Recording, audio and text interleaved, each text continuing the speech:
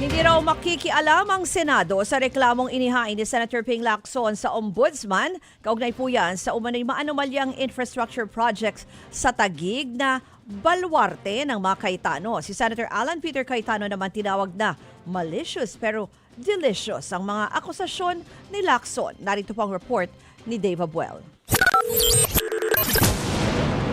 Mga ghost project, dobleng pagpondo sa iisang proyekto at pag-recycle o paggamit ng mga larawan ng mga proyektong natapos na. Ilan lang daw yan sa mga nadiskubre ni Senator Ping Lacson sa kanilang investigasyon sa umano'y mga anomalya sa infrastructure projects sa Taguig.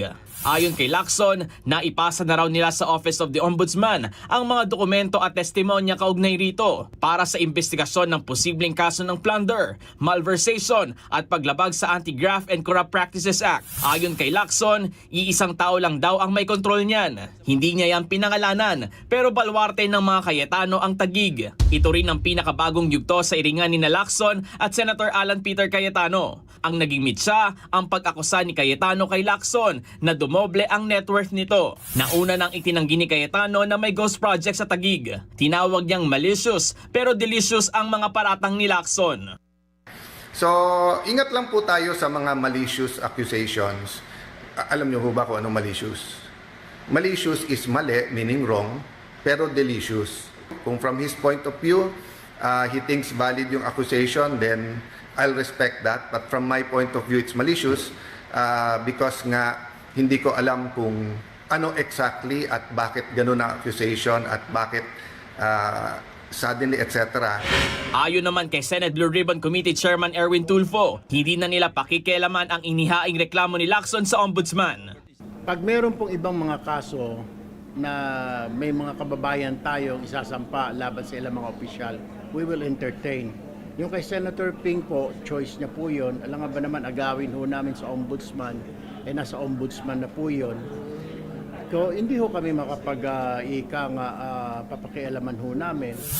Ayon kay Tulfo, nabanggit din ni Lacson ang posibleng pagtestigo ng kapatid mismo ni Cayetano na si dating Taguig Mayor Lino Cayetano sa umano'y anomalya sa infra projects sa Taguig. Initially, sinasabi ni Senator Lacson na magti-testify daw. Pero what I heard is willing, he has documents and mga na pwedeng isumiti po sa Blue Ribbon.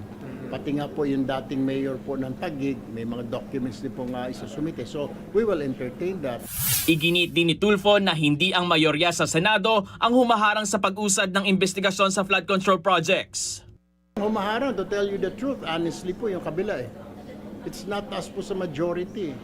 I will not name names po, pero the truth of the matter is, and real talk lang po, sila na po ngayon nakikiusap na wag na ho natin ituloy. Then sinabi po ni Sen. Erwin, hinaharangan daw po ng minority senators yung BRC hearing next week. Nagpapalita mula sa Frontline, Dave Abuel, News 5. Mga kapatid, patuloy po kayong tumutok sa 105.9 True FM para sa totoong balita, impormasyon, music, and entertainment. Mag-subscribe sa aming YouTube channel at podcasts. At sundan nyo rin po kami sa Facebook, Instagram, X, TikTok sa True Network PH. Bisitahin din po ang aming website truefm.ph at panoorin kami sa True TV Signal Channel 19. Kami po ang 105.9 True FM. Laging true sa'yo, kapatid. Ito tayo sa totoo, tunay at tapat.